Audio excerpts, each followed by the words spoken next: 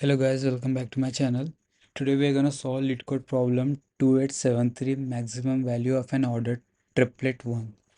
This is an easy problem. Let's just go through the description once. You are given a zero index integer array nums. Return the maximum value over all the triplets of indices I, j, k such that I is less than j is less than k. If all such triplets have a negative value, return 0. Okay, we are given a we have to find the maximum value of or the triplet indices which is following this condition I is less than j is less than k, and if it's returning the negative value, then we have to return 0.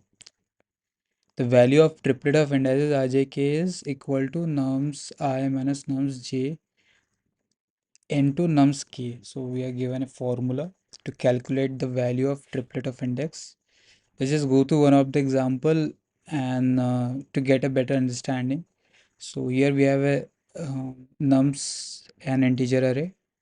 The value of triplet 0 to 4 is nums 0 minus nums 2 into nums 4 equal to 77. Can be shown that there are no ordered triplet of indices with a value greater than 77. So we okay, yeah, we have just implemented this, and we have to check for all the scenarios, and we have to print whatever the max is. Let's just go to the second example. Here we can see the triplet of 1 2 4 is nums 1 minus num 3. It can be shown that there are no ordered triplet of indices with value greater than 133. Okay. Here also we are finding the max.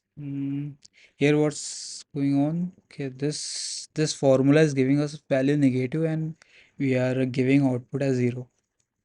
Got it. Let's just go to constraint once to understand what in under what complexity we have to solve this. Here num's length is greater than 3 and less than 100. That means it's greater than 30 and less than 3000. That means we have to solve it under n square. N square uh, is the complexity that we have to solve this under. Fine. We got all the key informations. We have got the complexity. We have a formula with us, and we have two scenarios. One is if our maximum value is positive, then we have to return whatever the max value is, and if it's negative, we have to return 0. We have for I, j, k, we have to follow this order, and this is a zero index. Fine. This is a zero index. Sorry. Mm, let's first go through brute force. Say if this was a twin, if like we have to find the value of maximum value of it, twin indices, twins of indices. So obviously we're gonna do a nested loop, and we'll go through all the scenarios, and at like whatever the maximum value is, we are gonna use max function, and whatever scenario is giving us the max value, we are gonna print it at the end of the loop. So that's the easy approach with if it was a twin of indices. Since this is a triplet, we will be need the condition should be for triplet. Basically, we have to use three loops, and it will give time complexity and cube, which is not acceptable according to our constraint. So we have to solve it under n square. In that scenario, we can only use two loops, and using two loops will give n square. Uh, mm, mm, mm. Basically, let's just go through first what this formula is. Nums I minus nums j into nums k. Okay, for getting a max, nums k should be maximum value and nums I should be maximum value. Then only this will result if nums I is max, this will result a positive number, and and when multiplying it by the biggest number, uh, for whatever the value, like k biggest k basically. So max k we can say. So here we have to find max I and max k. J is we can run. We have to find minimum j, but we can run the loop with j. Yeah, that's the thing we can do. So like yeah, since like with this condition, if we go through I is less than j is less than k. So if this was I j k, so index like I j k are index. With this and with this condition, I is 12, j is like I is 0 here, 1 and 2. What if I is here?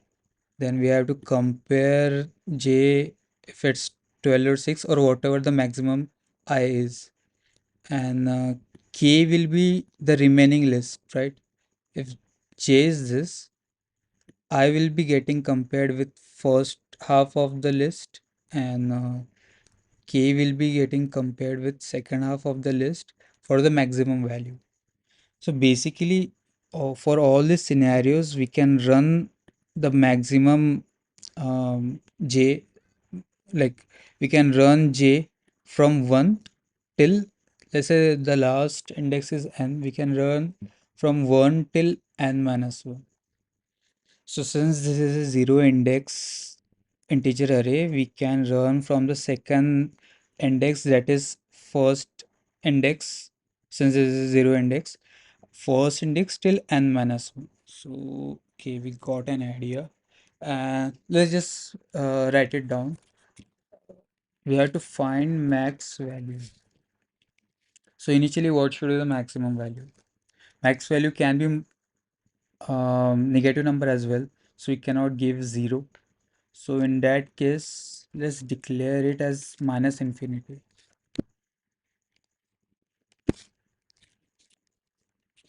F and length of n equals to length of nums, right? We can run for j in range 1 till n minus 1.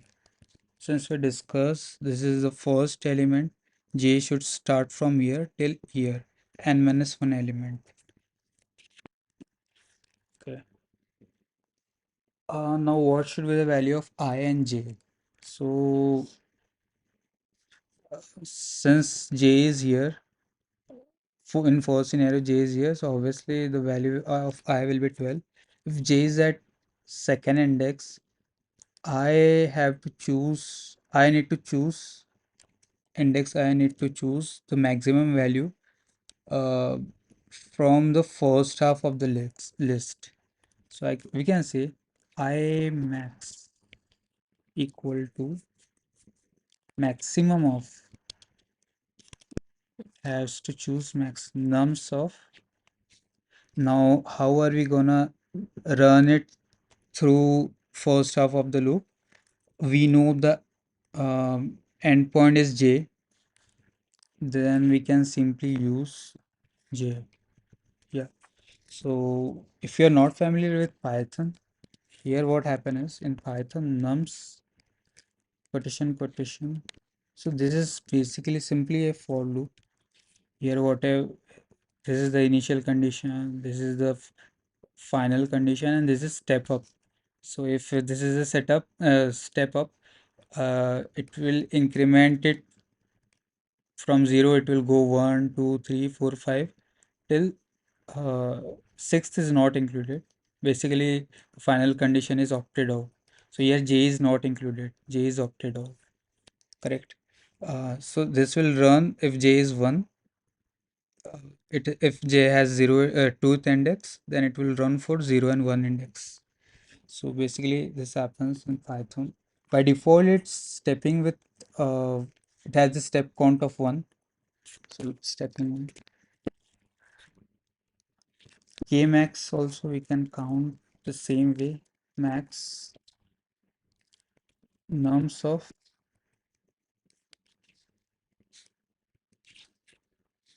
So if j is here, then what is this? J plus 1. And this is sending to ending, like if j is here, let's say if j is here, this is j plus 1. It's running from j plus 1 till whatever the end, whatever it is in the end. Okay. So we can start with j plus 1 and it will run till end of the loop. And we have formula for max value, right? Max underscore value. So here also max value we have to find, uh, first we'll be finding max value for this particular scenario, whatever j we are running it for. Initial j is 1 for, so we are calculating the max value for j. We are gonna just use this formula in here. Actually, we don't need to copy. We can write it as I max, I underscore max minus nums of j, and we are putting this in bracket, then we are multiplying it with k of max.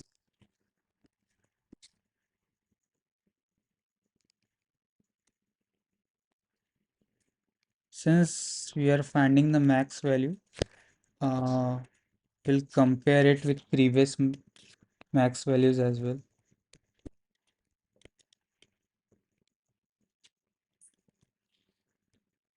So for, let's say, for ith iteration, for j, for first index we are getting some value, we are comparing. Initially the max value is minus infinity, not plus infinity, minus infinity. So it's gonna print the initial max value that we are getting for the first element. Then it will run it for the second element, second index, and if the value for second index is more than whatever it is for max, then it will update it for max value. In this way we'll be able to find the max value and just return. Okay, before returning this, what happen if the scenario is negative? So that also we have to cover. So max value less than 0. Max value is less than 0. Return 0. Else return max underscore value. Think this is good. We should be getting, okay. What? Okay. We haven't given colon. It's passing all the test cases. Let's try submitting this and let's check it for the hidden test cases as well.